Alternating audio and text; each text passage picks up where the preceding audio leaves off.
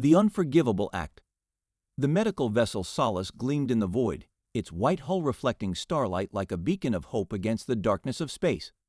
The massive ship, nearly 2 kilometers long, drifted in a stable orbit around Proxima Centauri b, where a devastating earthquake had left millions in need of urgent care. The vessel's hull bore the universal symbol of medical aid, a blue serpent coiled around a staff, recognized throughout the galaxy as a sign of neutrality and compassion. Captain Eliana Reyes stood on the observation deck, watching as shuttle after shuttle ferried injured civilians from the planet's surface. Her dark eyes reflected the stars as she monitored the operation with a calm efficiency born from years of experience. At 45, Reyes had spent most of her adult life aboard medical vessels, bringing aid to disaster zones across known space. "Captain, we've reached 90% capacity," reported Dr. Mintran, her chief medical officer. "The xenosurgical ward is completely full, and we've converted 3 cargo bays into additional treatment areas." Reyes nodded. "How many more critical cases are waiting planetside?" "At least 3,000, Min replied, her expression grim. "We've prioritized children and the most severely injured, but even working around the clock, we'll need reinforcements." "The Compassion and Mercy should arrive within 18 hours, Reyes said, referring to 2 additional Earth medical ships that had been dispatched to assist. "Until then, we make do." The Solace represented humanity's greatest contribution to interstellar society, while Earth was a relative newcomer to the galactic community. Having achieved faster-than-light travel just 70 years earlier, they had quickly established themselves as masters of medical science. Human doctors were sought after throughout the galaxy, their adaptive medical techniques and innovative approaches to cross-species care earning them respect even among the oldest civilizations. "Captain, we're picking up an unscheduled approach." Lieutenant Commander Jackson called from his station at sensors. "1 vessel, configuration unknown." Reyes frowned. "Hail them." "No response to hails, Captain," Jackson reported, his voice taking on an edge of concern. "They're accelerating toward us. Energy signatures building." "That can't be right," Reyes said, moving quickly to his station. "Check again. We're clearly marked as a medical vessel." Jackson's hands flew across his console. "Confirmed, Captain. Weapons signature detected. They're powering up something big." "Broadcast emergency protocols on all frequencies," Reyes ordered, her voice steady even as her heart rate increased. "Make it clear we are a non-combatant medical vessel operating under Galactic Accord protection." "Broadcasting now," Jackson confirmed. Still no response. "They'll be in weapons range in 40 seconds. Reyes hit the ship-wide communication system. "All personnel, this is the captain. Secure patients and prepare for possible impact. This is not a drill." Dr. Min was already moving. "I'll get to critical care. We have patients on ventilators who can't be moved." The approaching vessel came into visual range now, a sleek, predatory shape with angular lines that spoke of military design. Its hull bore the distinctive crimson markings of the Krel'doran Empire, a species known for their territorial aggression, but, until now, signatories to the galactic accords that protected medical vessels. "Captain, they're locking weapons," Jackson shouted. "Evasive maneuvers," Reyes ordered, knowing even as she said it that the Solace, designed for stability and comfort rather than agility, had little chance of avoiding a determined attack. The first impact struck the port side, rocking the massive ship. Emergency alarms blared as atmosphere vented from breached sections. Reyes was thrown to the deck, blood trickling from a cut on her forehead as she pushed herself back to her feet. "Damage report," she demanded. "Direct hit to Ward 17, someone reported. Emergency force fields are holding, but we've lost at least 20 beds. Casualty reports coming in." The second blast caught them before Reyes could respond, this one targeting the main power core. The lights flickered and died, replaced seconds later by the dimmer emergency lighting. "They're targeting our critical systems," Jackson said, disbelief evident in his voice. "This isn't random fire. They know exactly where to hit us." Reyes activated her emergency transmitter. This is Captain Eliana Reyes of the Terran medical vessel Solace. We are under attack by a Krel'doran warship. We have over 4,000 patients aboard, including critical care cases and children.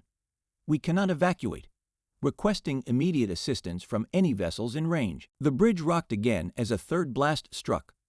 Through the viewport, Reyes could see escape pods launching from the lower decks, each one carrying medical staff and patients fleeing the doomed vessel.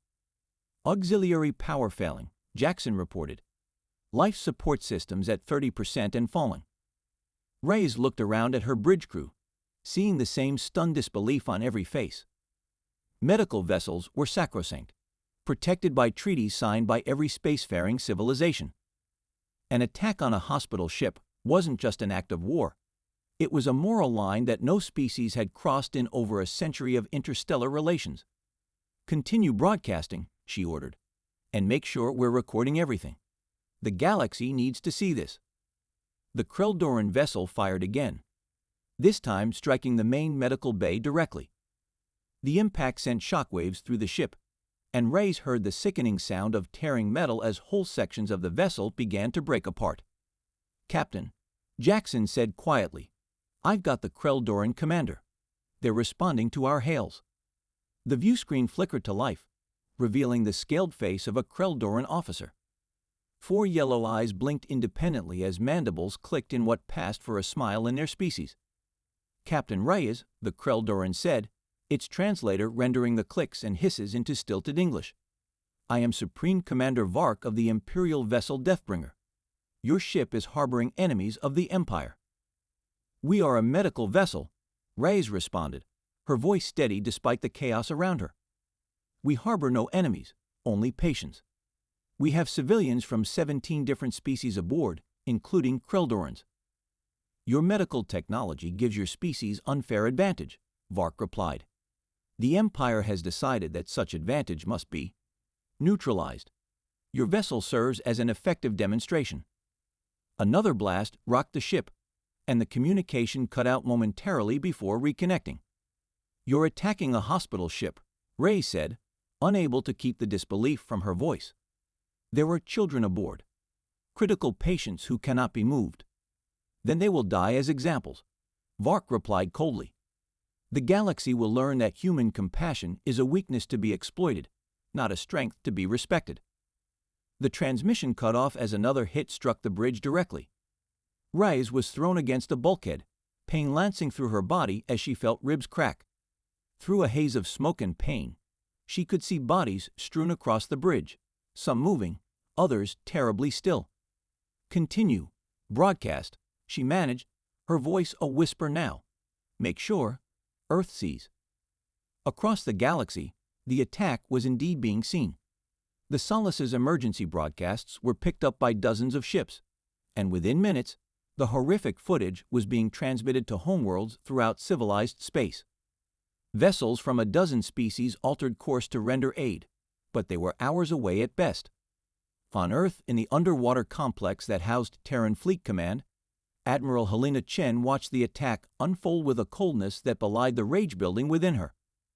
Around the circular command table, other admirals and fleet commanders witnessed the destruction of the Solace in stunned silence. "Get me the President," Chen said finally, her voice like ice. When no one moved immediately, she repeated the order with such force that 2 junior officers flinched. "Now." As the connection was established, Chen never took her eyes from the holographic display showing the Solace breaking apart, escape pods fleeing like sparks from a dying fire. "Madam President," she said when the connection stabilized, "the Krel'dorans have attacked the Solace, a medical vessel with over 4,000 patients aboard."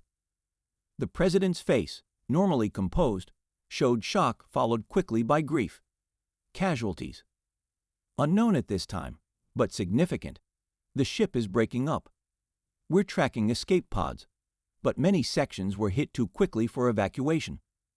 The President closed her eyes briefly. "Your recommendation, Admiral?" Chen's reply was immediate. "Activation of Protocol Nightfall." A heavy silence fell. Protocol Nightfall had been established 50 years earlier, but never implemented. Most people, even within the military, believed it was a theoretical contingency plan, not a literal operational strategy. That would reveal capabilities we've kept hidden for decades, the president said carefully. Yes, ma'am, Chen acknowledged. But the Krel'dorans have crossed a line that cannot be uncrossed. They've attacked a hospital ship, deliberately targeted medical bays, and admitted to it on an open broadcast. If we don't respond with overwhelming force, every medical vessel we send out becomes a target. The president nodded slowly. Very well. Protocol Nightfall is authorized. But, Admiral, she added, her eyes hard, I want this to be surgical. The Krel'doran leadership bears responsibility, not their civilians. Understood, Madam President. Surgical it will be. As the connection terminated, Admiral Chen turned to the assembled officers. You heard the President. Initiate Protocol Nightfall. All fleets, all stations. Authentication code, Terra Invicta. One by one, the officers entered their authorization codes. Beneath the oceans of Earth, in the artificial caverns of Mars, and in the hidden bases within Saturn's rings, systems that had lain dormant for decades began to power up. Humanity had maintained a carefully cultivated image in galactic society, helpful, innovative in medicine, somewhat naive in military matters. Earth ships were known to be sturdy but unimpressive, their weapons adequate but unremarkable. This perception had been meticulously crafted and maintained through 70 years of interstellar relations. It was a perception about to be shattered forever. In deep space, as the Solace continued to break apart, Captain Reyes dragged herself to a still-functioning communication console. Blood bubbled at her lips as she spoke her final message. This is Captain Eliana Reyes of the Solace. To anyone receiving this transmission, remember what was done here. Remember the patients who came to us for help. Remember the medical staff who gave their lives trying to save others. She coughed, more blood speckling the console. And know that Earth will not forget, nor will we forgive. The transmission cut off as the bridge lost atmosphere, the void of space claiming another section of the dying vessel. In the darkness between stars, humanity's greatest symbol of healing began its final disintegration. And in the deep black beyond Neptune, the first of Earth's hidden fleets emerged from concealment, their hulls darker than the void itself, their weapon systems unlike anything the galaxy had yet witnessed. The response to the attack on Solace had begun. Hidden strength. High Admiral Vark of the Krel'doran Empire strode confidently across the bridge of his flagship, the Deathbringer. His 4 eyes blinked in sequence, a sign of satisfaction among his kind, as he observed the remains of the human medical vessel drifting in space. The attack had gone exactly as planned. The human's precious hospital ship was reduced to floating debris, its patients and medical staff either dead or scattered in escape pods. A glorious victory, High Admiral, said Sub-Commander Krex, his mandibles clicking excitedly. The humans will learn their place now. Vark made a gesture of agreement with his upper limbs. The Empire has tolerated human expansion for too long. Their medical ships interfere with the natural order. The weak should perish, not be saved. He turned to his communications officer. Send the recording of our attack to all human outposts. Let them understand the consequences of spreading their influence through healing. The bridge crew worked with efficient precision, many still riding the exhilaration of their easy victory. The humans were known for their advanced medical technology, but had always appeared militarily unsophisticated. Their ships were sturdy but unremarkable, their weapons adequate but unimpressive. The Solace, despite its massive size, had fallen quickly under concentrated fire. High Admiral, called the sensor officer, his voice suddenly tense. I'm detecting unusual readings at the edge of our system. Vark turned, irritation flickering across his scaled features. Specify. Energy signatures unlike anything in our database, sir. They appeared suddenly, as if they were, I don't know how to describe it, as if they were always there, but just became visible. Show me, Vark ordered, moving to the main tactical display. The screen shifted to show the outer reaches of the Krel'doran home system. Where empty space had existed moments before, there now appeared a formation of ships, dozens of them, arranged in a perfect geometric pattern. They were unlike any vessels Vark had ever seen, their hulls seeming to absorb light rather than reflected, their outlines difficult to focus on directly. "What are they?" he demanded. "Where did they come from?"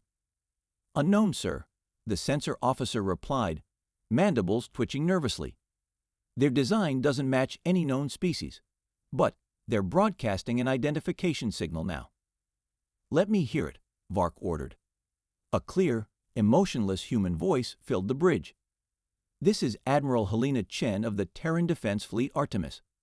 You have committed an act of war against Earth by attacking a clearly marked medical vessel. Prepare to receive our response." Stunned silence fell across the bridge. The Terran Defense Fleet was known to consist of outdated cruisers and minimal escort vessels.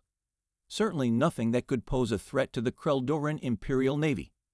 And yet, the ships on the display radiated such power that even the sensor readings seemed confused by their presence.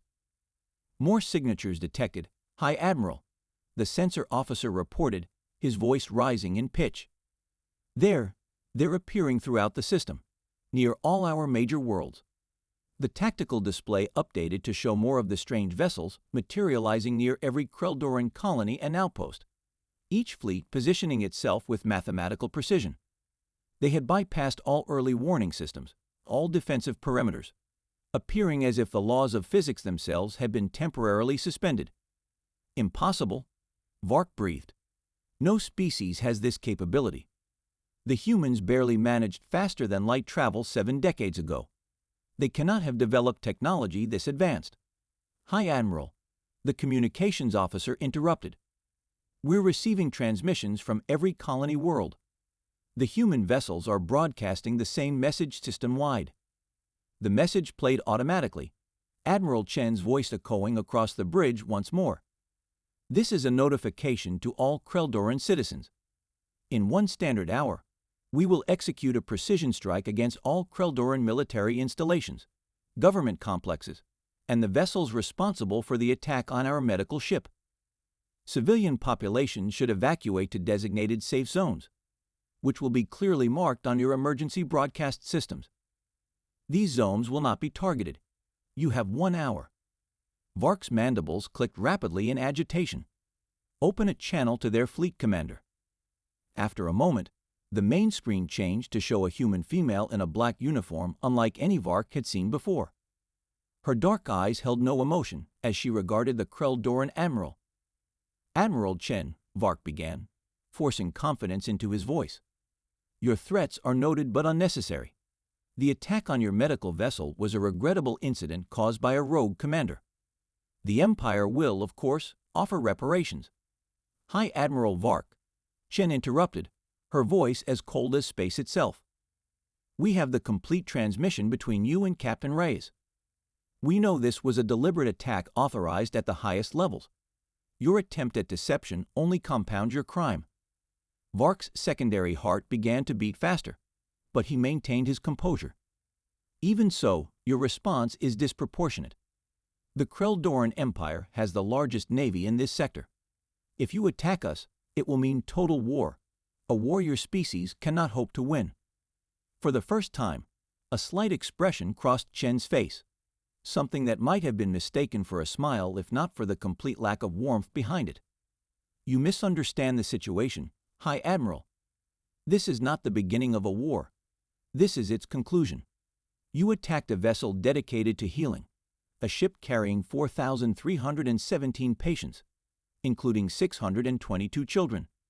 You did so believing that our dedication to medicine indicated military weakness." She leaned forward slightly. "That was a miscalculation." The screen split to display footage from inside the Solace during the attack.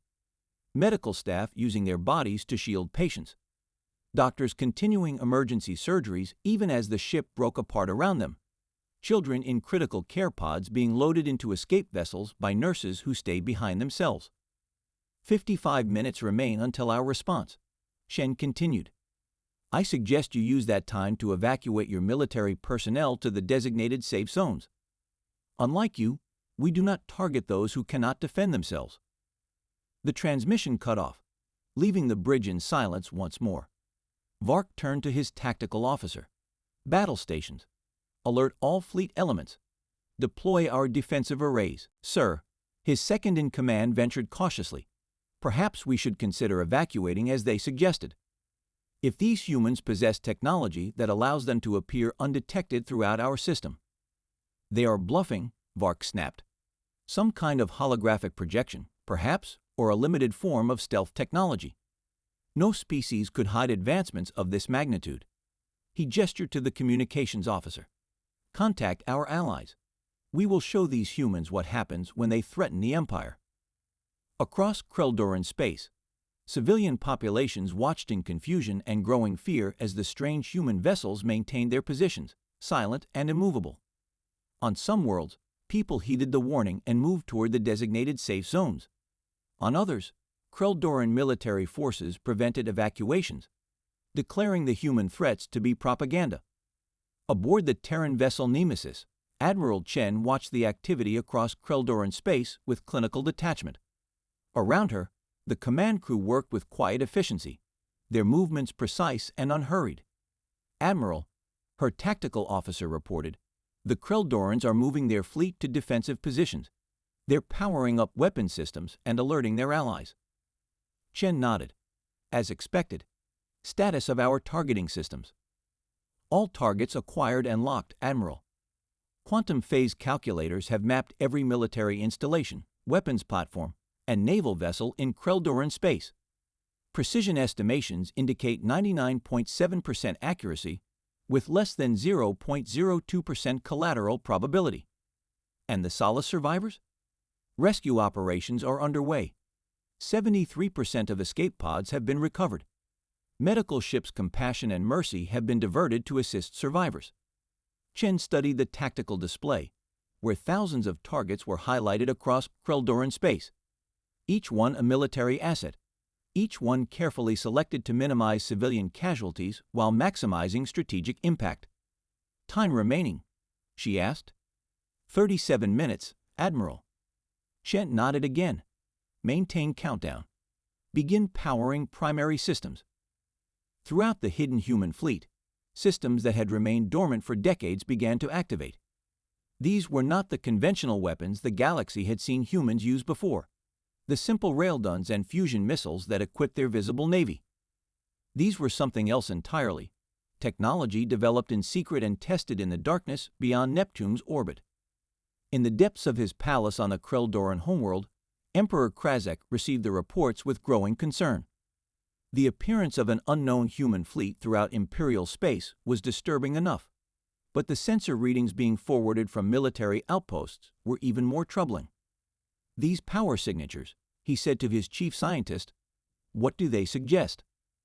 The scientist's mandibles twitched nervously. Something beyond our current understanding, Your Magnificence. The energy readings suggest technology perhaps a century beyond our own. And there's something else. He hesitated. Speak, the Emperor commanded. The design of these vessels, their configuration, the way they position themselves throughout our system without detection. They bear remarkable similarities to theoretical models developed by our own military researchers. What are you saying? I believe, Your Magnificence, that these ships were designed specifically to counter our defenses. As if the humans have had access to our most classified research for decades and developed countermeasures for weapons we haven't even built yet. The Emperor's 4 eyes narrowed. That's impossible. Our security is excellent, yes, the scientist agreed. Which makes this all the more concerning. These humans, they shouldn't be capable of this. Their visible technological development has been steady but unremarkable. If they've been hiding capabilities of this magnitude, then what else might they be hiding? The Emperor finished. Back aboard the Deathbringer, High Admiral Vark watched the countdown with growing unease. Despite his outward confidence, the complete lack of response to his fleet movements was unsettling. The human vessels had not reacted to the positioning of the Krel'doran Navy, had not adjusted their formation as defense platforms came online, had not even acknowledged the arrival of Allied ships from neighboring systems. They simply waited, dark and silent, as if the outcome was already determined. High Admiral, his tactical officer called, we're detecting energy buildup in the human vessels. Their weapon systems are activating. Target their command ships, Vark ordered. Prepare to fire on my mark. Sir, we can't get a weapons lock. Their hulls are. It's as if our targeting systems can't decide if they're there or not. For the first time, real fear began to creep into Vark's mind. He had built his career on military dominance, on the unquestioned superiority of Krel'doran technology and tactics. Yet these humans and their impossible ships were making a mockery of everything he thought he knew. 5 minutes remaining in their countdown, the communications officer announced. Vark's resolve hardened. He would not be intimidated by these upstart humans, regardless of whatever technological tricks they had developed. All vessels, fire at will, he commanded. Show these humans what happens to those who threaten the Empire. Across Krel'doran space, Imperial vessels opened fire on the motionless human fleet. Energy weapons, missiles, and kinetic projectiles lanced out toward the dark ships, only to pass harmlessly through them or disappear entirely before impact. What's happening? Vark demanded. Report. Our weapons are. They're having no effect, sir, his tactical officer responded, mandibles clicking rapidly in distress. It's as if they're not really there, or as if they're somehow facing out of normal spacetime at the moment of impact. On the main screen, Admiral Chen appeared once more, her expression unchanged. Your time is up, High Admiral. Your weapons cannot harm us. You cannot escape us. You cannot hide from us. You attacked a vessel of healing, and now you will experience the other side of humanity's nature. Throughout Krel'doran space, in perfect synchronization, the human vessels began to transform.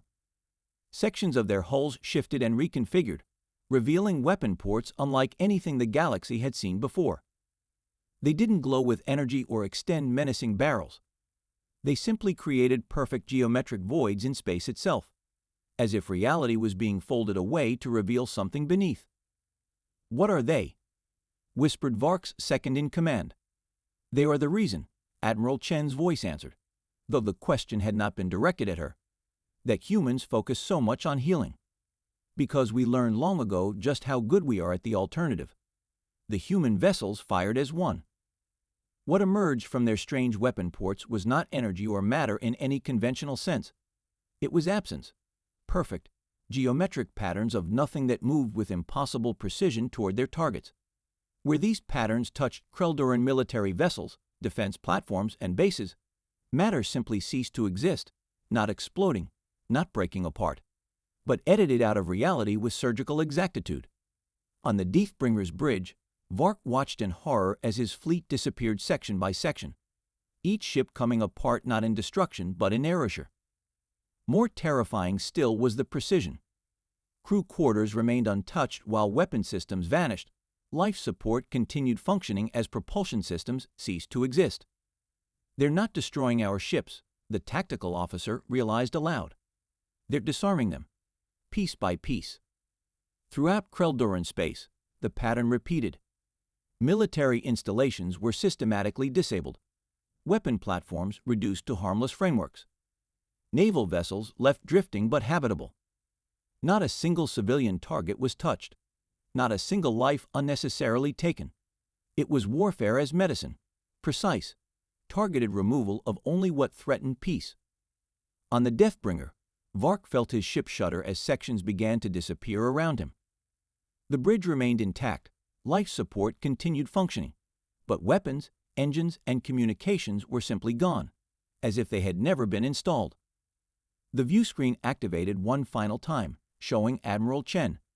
Behind her, Vark could see human medical staff treating survivors from the Solace. High Admiral Vark, she said, her voice now carrying weight rather than coldness. You believed our dedication to healing was a weakness to be exploited. Now you understand. We focus on medicine not because we cannot destroy, but because we are too good at it. Your military capabilities have been neutralized. Your government facilities have been disabled, but your people have been spared. What happens now? Vark asked, his earlier bravado completely gone. Now, Chen replied, you will witness the full nature of humanity.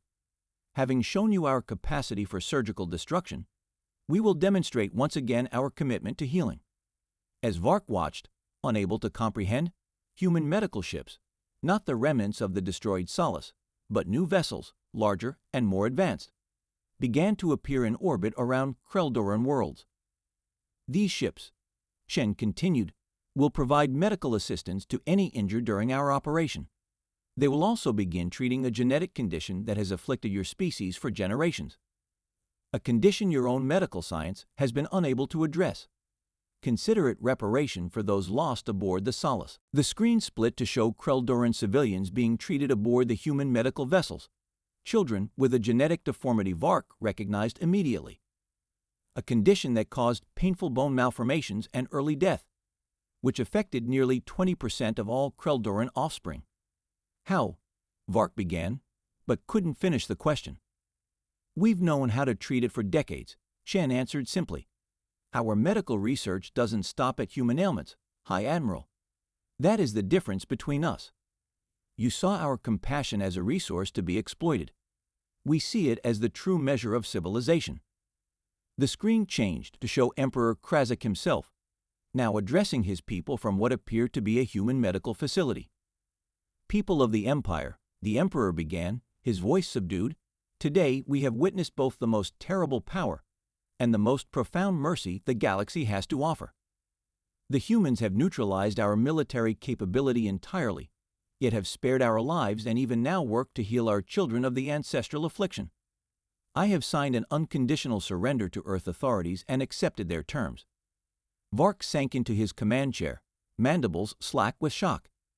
In less than an hour, the mighty Krel'doran Empire, a power that had stood for millennia, had been completely defeated, not through destruction, but through surgical precision that rendered violence itself obsolete.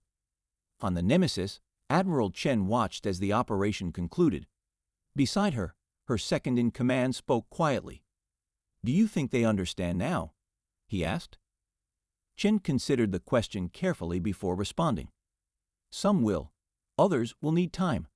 But the galaxy will understand that humanity's dedication to healing was never born from weakness, but from strength so terrible we chose to focus it elsewhere."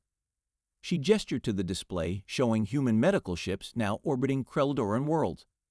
"And they will learn what happens when someone makes us choose otherwise." Throughout civilized space, other species watched in stunned silence as footage of the human response spread from system to system. The message was unmistakable. The species that had seemed so focused on healing, so dedicated to medicine, had revealed itself to be the most formidable military power the galaxy had ever witnessed. One that had deliberately chosen to heal rather than harm, until forced to demonstrate why. Surgical precision. 3 standard days after the neutralization of the Krel'doran military, representatives from 17 spacefaring civilizations gathered in Earth's orbital diplomatic station, Concordia. The massive ring-shaped structure rotated gently, generating artificial gravity for the comfort of the various species present. Through the station's panoramic windows, Earth gleamed blue and peaceful below, giving no indication of the power that had been unleashed days earlier. Ambassador Tivala of the Iranian Collective, an arachnid species known for their mathematical precision and careful neutrality, presided over the emergency gathering. Her 8 eyes surveyed the assembled dignitaries, noting the tension evident in the body language of every species present. "This emergency council is called to order," she announced, her translator rendering her clicks and whistles into the standard galactic language. "We are here to address recent events involving the Krel'doran Empire and Earth, as well as their implications for galactic security." Along one side of the circular chamber sat the Krel'doran delegation, their postures submissive, their usual military finery replaced with simple diplomatic robes.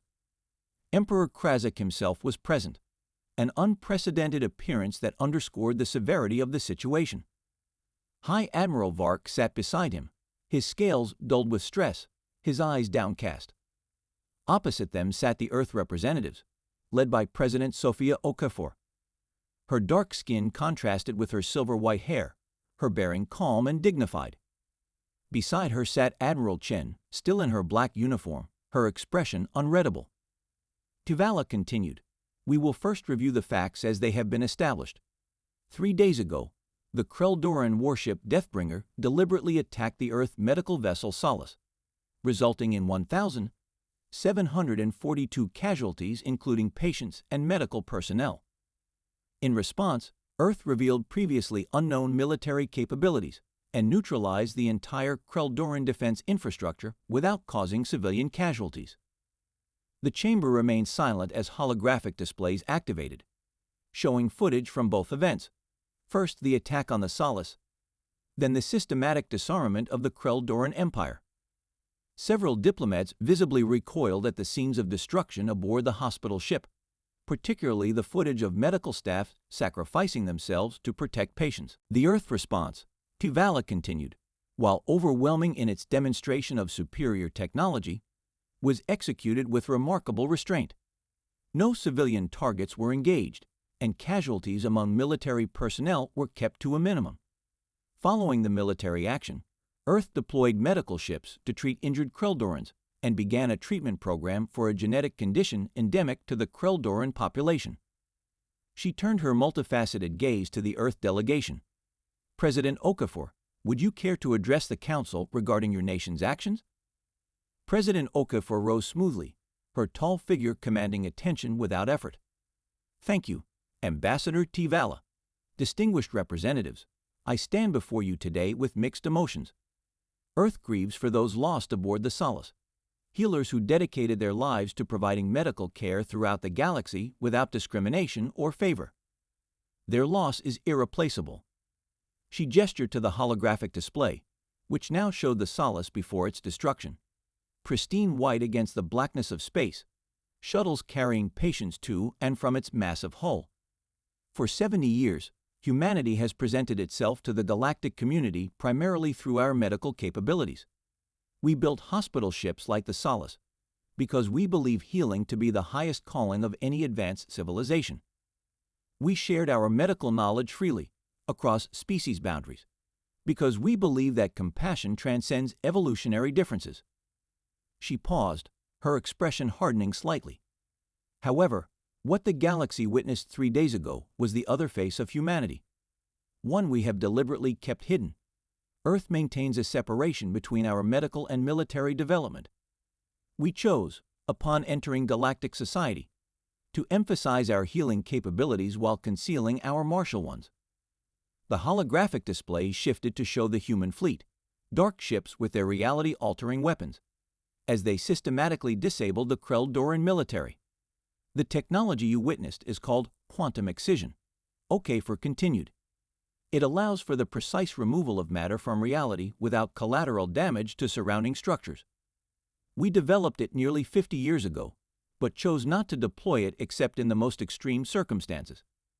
We preferred that the galaxy know us as healers, not warriors. The chamber remained silent, every diplomat present struggling to reconcile this new understanding of humanity with their previous perceptions. The attack on Solace, Okafor said, her voice carrying a note of steel now, crossed a moral threshold that humanity could not tolerate. Hospital ships are sacred, not just by treaty, but by the fundamental ethical principle that those who heal the wounded must themselves be protected from harm.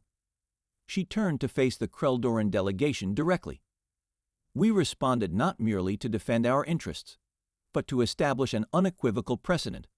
Those who target healers will face consequences beyond conventional warfare.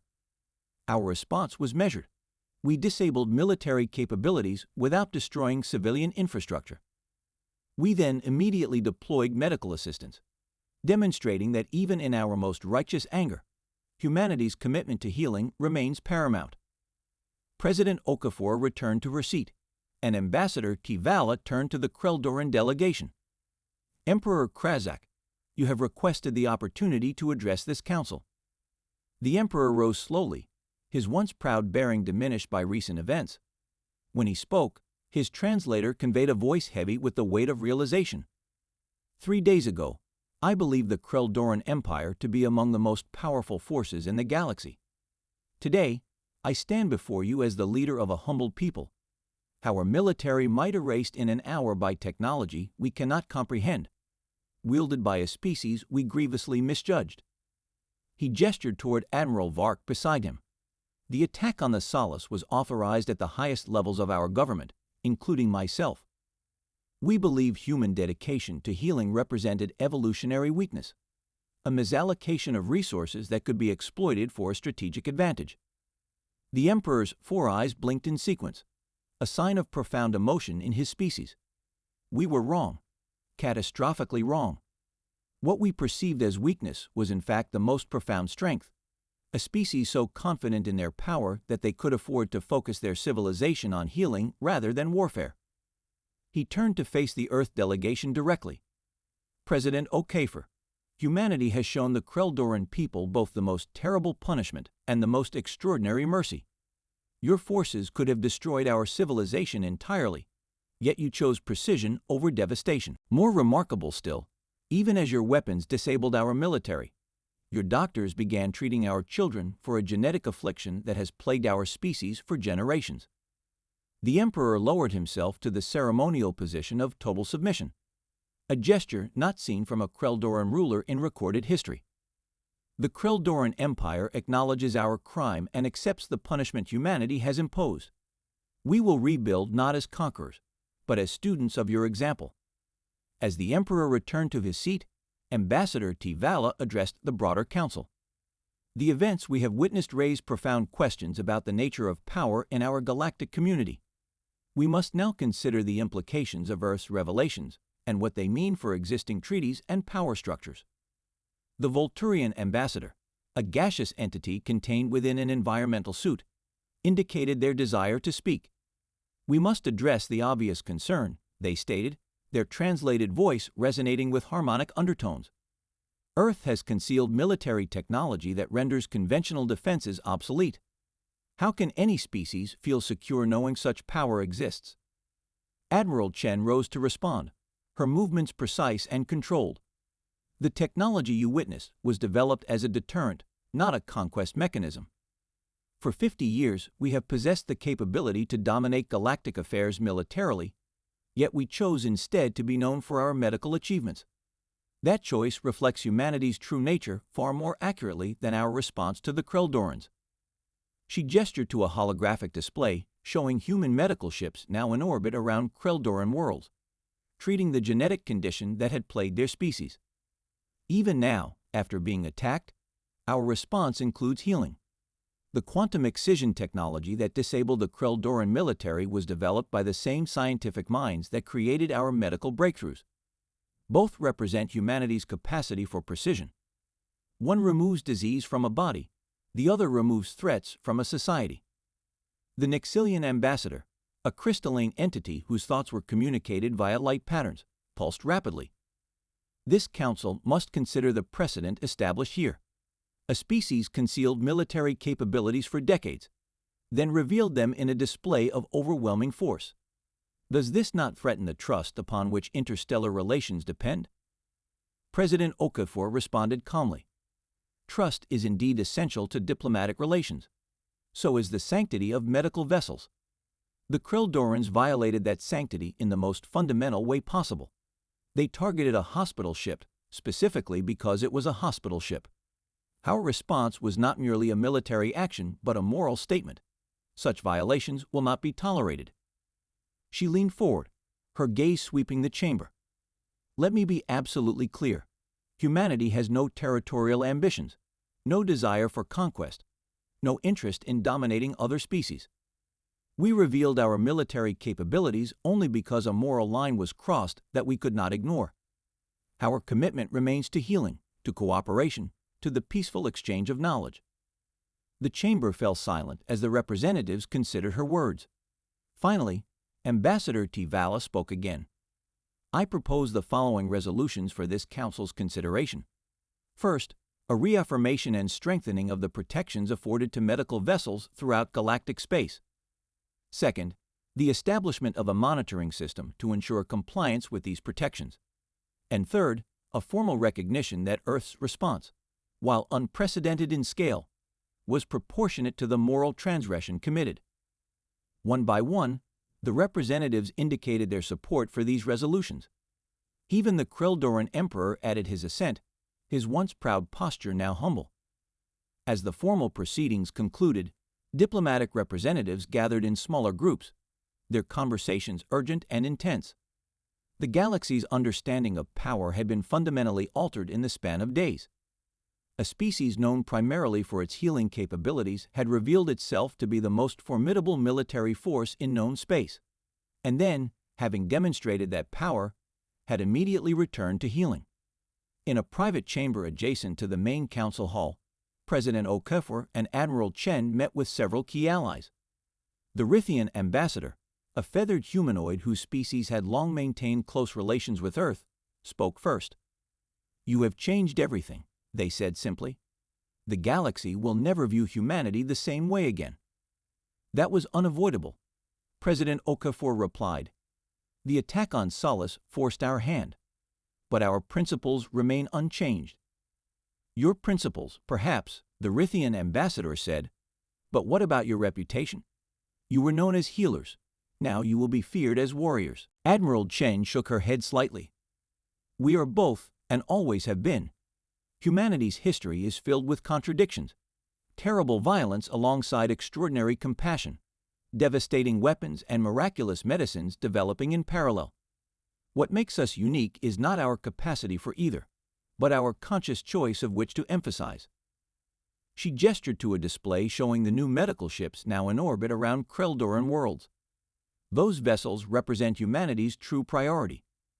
We developed quantum excision technology not primarily as a weapon, but as a surgical tool for removing disease at the cellular level without harming surrounding tissue.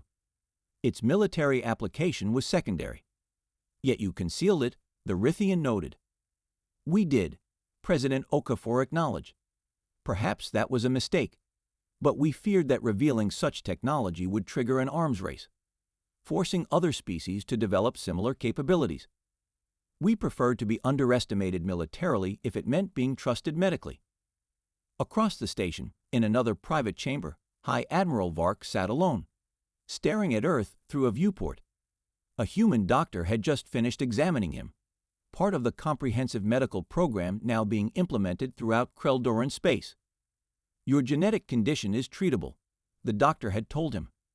"The degradation of your secondary heart can be reversed completely." "Why help me?" Vark had asked. "I ordered the attack on your hospital ship. I killed your people." The doctor had looked at him steadily. "Because that's what we do. We heal, even those who harm us." Now, watching the blue planet rotate slowly beneath the station, Vark struggled to reconcile everything he had believed about humans with what he now knew. They possessed the power to erase his civilization from existence, yet had chosen only to remove its capacity to harm others. They had lost thousands of their own people to his attack, yet their doctors now worked to save Krel'doran children from a genetic disease. A soft chime announced a visitor. Admiral Chen entered, her uniform immaculate, her expression unreadable. "Hi, Admiral," she acknowledged with a slight nod. Vark rose, mandibles clicking nervously. "Admiral Chen, I did not expect, that is, I am surprised you would wish to speak with me." "I wanted you to understand something," Chen said, moving to stand beside him at the viewport.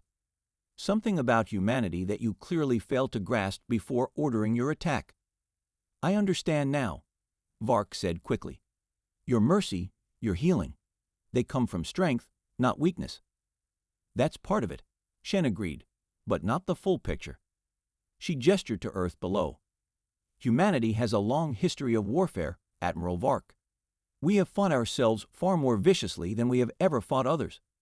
Our capacity for violence is matched only by our capacity for compassion, and for centuries, we struggled with this duality." She turned to face him directly. "When we achieved faster-than-light travel and encountered other intelligent species, we made a conscious decision about which aspect of our nature to present to the galaxy.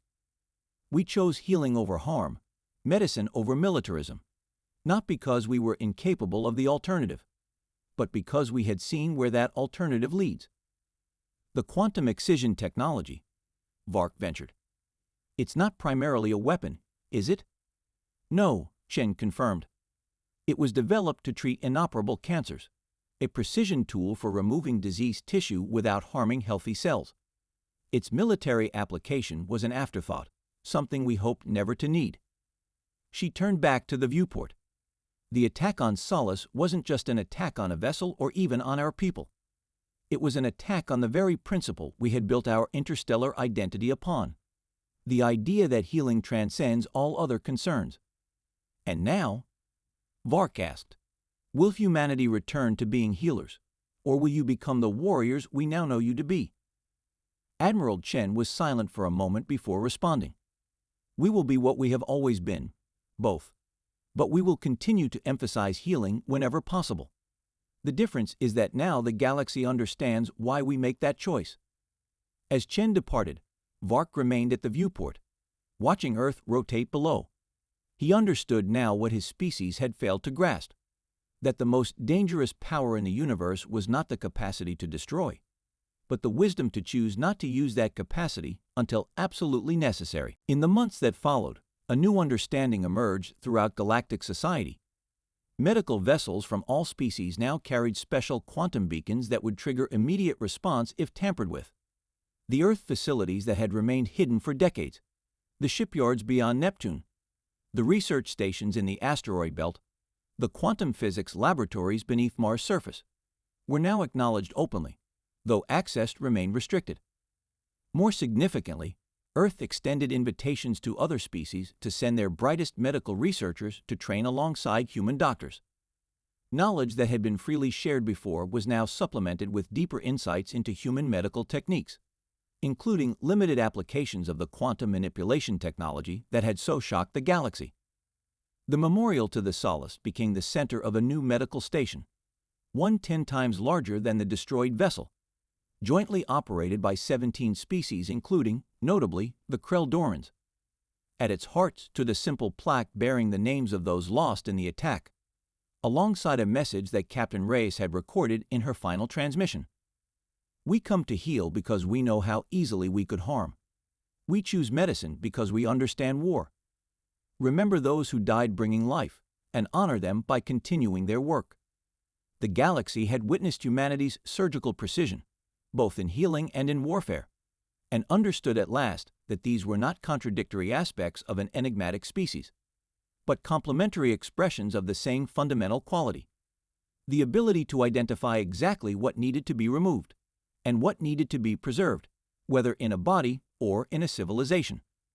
And throughout known space, the white hulls of hospital ships moved from world to world, system to system, bringing aid to all who needed it, now universally recognized not as symbols of weakness, but as representatives of the most profound strength, the power to heal when one could just as easily destroy.